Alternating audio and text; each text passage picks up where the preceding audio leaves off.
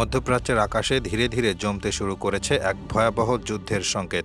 Iran ও ইসরায়েলের মধ্যে লাগাতার বিমান হামলা ও পাল্টা হামলার জেরে গোটা অঞ্চল উত্তপ্ত হয়ে উঠেছে। দীর্ঘদিনের শত্রুদের এই সংঘর্ষ এখন সীমান্ত সীমিত থেকে গ্লোবাল এক সংকটে রূপ নিতে যাচ্ছে। বিশেষজ্ঞরা সতর্কবার্তা দিচ্ছেন, যদি সংঘাত পূর্ণ মাত্রায় বিস্তৃত হয় তবে তা শুধু মধ্যপ্রাচ্য বা ইরান ইসরায়েল দ্বন্দ্বে সীমাবদ্ধ থাকবে না, বরং বিশ্বব্যাপী রাজনৈতিক ও সামরিক পরিবর্তনের সূচনা করবে। অনুসন্ধানে উঠে এসেছে এক গ্লোবাল কূটনৈতিক খেলা, যেখানে বিশ্বের প্রধান পরাশক্তিগুলো তাদের স্বার্থ ও মিত্রতার ভিত্তিতে অবস্থান নিতে শুরু করেছে। প্রশ্ন উঠছে, এই সংঘাতে কার পক্ষে তারা দাঁড়াবে আর কিভাবে তারা এই দ্বন্দ্বের ভাগ্য নির্ধারণ করবে। যুক্তরাষ্ট্র সুনির্দিষ্টভাবে ইসরায়েলের পক্ষে অবস্থান নিয়েছে। আমেরিকার বহু বছরের পররাষ্ট্র নীতির এক অবিচ্ছেদ্য অংশ হল ইসরায়েলের অস্তিত্ব রক্ষা করা। এ লক্ষ্যে প্রতি বছর ইসরায়েলকে প্রায় $4 বিলিয়ন সামরিক সহায়তা প্রদান করে যুক্তরাষ্ট্র। উন্নত অস্ত্র সরবরাহ, গোয়েন্দা তথ্য, প্রযুক্তিগত সহায়তা এসবই যুক্তরাষ্ট্রের বহুমুখী কৌশল, যা ইসরায়েলের সামরিক শক্তি বৃদ্ধি ও নিরাপত্তা নিশ্চিত করে। বিশেষজ্ঞরা বলছেন, এই অর্থনৈতিক ও সামরিক সমর্থন ছাড়া ইসরায়েল আজকের অবস্থানে আসতে পারত না। ইরানের বিরুদ্ধে যুক্তরাষ্ট্রের অবস্থান কট্টর বিরোধিতামূলক। ইরানের পারমাণবিক কর্মসূচি, আঞ্চলিক প্রভাব বিস্তার এবং যুক্তরাষ্ট্রের রাজনৈতিক স্বার্থের সাথে এর সাংঘর্ষিক অবস্থান যুক্তরাষ্ট্রকে সরাসরি ইসরায়েলের পক্ষ নিতে বাধ্য করেছে। তাই পূর্ণ মাত্রায় সংঘাত গড়ে উঠলে যুক্তরাষ্ট্রই হবে সবচেয়ে সম্ভাব্য সরাসরি সামরিক সহযোগী। এর ফলে মধ্যপ্রাচ্যের স্থিতিশীলতা আরও ঝুঁকির মধ্যে পড়বে। অন্যদিকে রাশিয়া পরোক্ষভাবে ইরানের পাশে দাঁড়িয়ে আছে। দীর্ঘদিনের কূটনৈতিক ও সামরিক সহযোগিতার ধারাবাহিকতায় রাশিয়া সিরিয়ার বাশার আল আসাদ সরকারের পাশে থেকেছে, যেখানে ইরানের ভূমিকা উল্লেখযোগ্য। যুক্তরাষ্ট্রের বিরোধিতার কারণে মস্কো ইরানের সমর্থনে কূটনৈতিক ও সামরিক সহযোগিতা দিতে আগ্রহী। যদিও সরাসরি যুদ্ধ বিগ্রহে জড়ানোর সম্ভাবনা কম, তবুও অস্ত্র ও গোয়েন্দা তথ্য সরবরাহ, কূটনৈতিক চাপ প্রয়োগের মাধ্যমে ইরানের অবস্থান শক্তিশালী করতেই চায় রাশিয়া।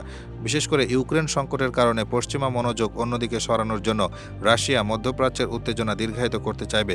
চীনও ইরানের প্রতি ঝুঁকে আছে, কারণ তেলের বড় অংশ আমদানির উৎস হিসেবে ইরান গুরুত্বপূর্ণ। যদিও চীন সরাসরি কোনো পক্ষ নিতে চায় না, যুক্তরাষ্ট্র বিরোধী অবস্থানের কারণে ইরানকে রাজনৈতিক ও অর্থনৈতিকভাবে সমর্থন প্রদানে উদ্যোগী। এই নৈরাজ্য চীনের ভূমিকা মূলত কৌশলগত ও আর্থিক। বাণিজ্য ও শক্তি নিরাপত্তায় ইরান তাদের একটি গুরুত্বপূর্ণ অংশীদার। তাই সংঘাত বৃদ্ধি পেলে চীন সরাসরি হস্তক্ষেপ না করলেও পরোক্ষভাবে ইরানের সঙ্গে থাকবে। মধ্যপ্রাচ্যের উত্তেজনার জটিল জাল টানতে গেলে শুধু প্রধান পরাশক্তিদের দিকেই তাকাতে হয় না। এ অঞ্চলে দক্ষিণ এশিয়ার বৃহৎ ও প্রভাবশালী দেশগুলো তাদের নিজস্ব কৌশলগত অবস্থান নিয়েছে।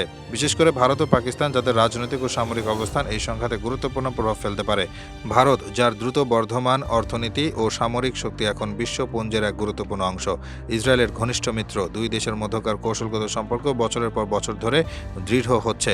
ইসরায়েল ভারতের অন্যতম প্রধান অস্ত্র সরবরাহকারী দেশ। নিরাপত্তা সহযোগিতা, গোয়েন্দা বিনিময় এবং প্রযুক্তিগত অংশীদারিত্ব ইসরায়েল ভারত সম্পর্কের মেরুদণ্ড।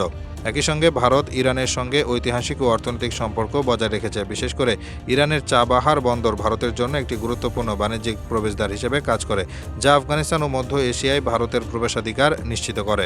এই দ্বৈত সম্পর্ক ভারতের জন্য একটি ভারসাম্যপূর্ণ নীতির দাবি তোলে। আন্তর্জাতিক বিশ্লেষকদের মতে, ভারত ইরান ইসরায়েল সংঘাতে প্রকাশ্যে নিরপেক্ষ থাকলেও তার নীরব সমর্থন থাকবে ইসরায়েলের প্রতি। অর্থাৎ ভারত পরিস্থিতি নিয়ন্ত্রণে রাখার চেষ্টা করবে, কোনোরূপ সামরিক বা কূটনৈতিকভাবে সংঘাতে সরাসরি যুক্ত হবে না, কিন্তু তার স্বার্থ রক্ষায় গুরুত্বপূর্ণ ভূমিকা রাখবে। অন্যদিকে পাকিস্তান, যেটি মুসলিম বিশ্বের অন্যতম পারমাণবিক শক্তি, ইসরায়েলের অস্তিত্বকে কখনো স্বীকার করেনি এবং দীর্ঘদিন ধরে ফিলিস্তিনের পক্ষ থেকে কূটনৈতিক ও নীতিগত সমর্থন দিয়ে আসছে। যদিও ইরানের সঙ্গে সীমান্ত ও রাজনৈতিক কিছু মতপার্থক্য রয়েছে, ইসলামিক সংহতি ও দ্বিপাক্ষিক অর্থনৈতিক যোগাযোগ পাকিস্তানকে যুদ্ধ পরিস্থিতিতে সরাসরি না হলেও নীতিগত ও কূটনৈতিকভাবে ইরানের পাশে দাঁড়াতে বাধ্য করে।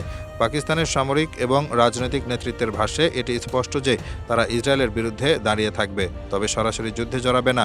তুরস্ক, যেটি ন্যাটো সদস্য এবং মুসলিম বিশ্বের গুরুত্বপূর্ণ রাষ্ট্র, তার অবস্থান দ্ব্যর্থহীন নয়। গাজার প্রতি সহানুভূতির কারণে ইরানের প্রতি কিছুটা মৌন সমর্থন থাকলেও তারা ন্যাটোর সদস্যপদ বা পশ্চিমা অঙ্গীকারের কারণে তুরস্ক প্রকাশ্যে কোনো পক্ষ নেয়নি। তুরস্ক চায় নিজেকে মুসলিম বিশ্বের এক নব্য নেতৃত্ব হিসেবে প্রতিষ্ঠিত করতে, তাই তারা ইরানের সঙ্গে সম্পর্ক বজায় রাখার চেষ্টা করছে, কিন্তু একই সঙ্গে আন্তর্জাতিক দায়িত্ব পালনেও সচেষ্ট। এছাড়া ইউরোপীয় ইউনিয়নের বেশিরভাগ দেশ ইসরায়েলের অস্তিত্বকে সমর্থন করলেও ফিলিস্তিনের প্রতি কিছুটা সমালোচনা ও সহানুভূতিও প্রকাশ করে থাকে।